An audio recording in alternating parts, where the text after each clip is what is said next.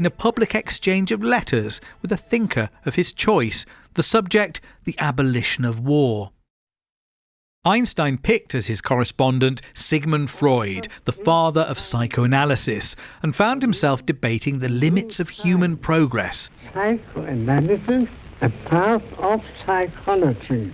I think what they were discussing was very much to do with peace and harmony between individuals and nations. I had to pay heavily. Adam Phillips, psychoanalyst and writer. For this big Freud was extremely sceptical about this, because Freud could only envisage a world of endless ineluctable conflict, and really a fight to the death.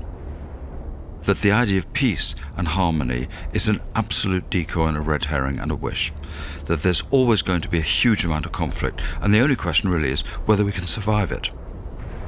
Freud thought that the civilizing influence of culture had taught us to resist many of our violent impulses, but unlike Einstein, he thought it unlikely that we could ever overcome our primal desire for death and destruction.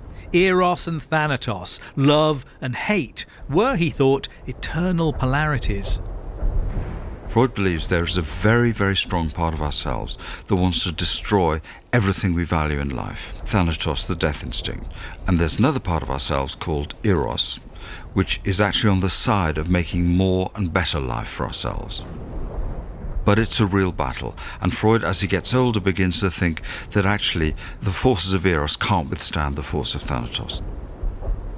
One of the interesting things about psychoanalysis is you can derive no collective political project from it.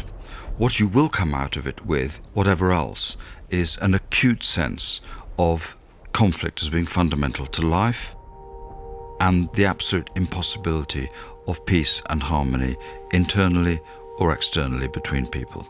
Doesn't mean there aren't good relations, but they're never going to be without conflict.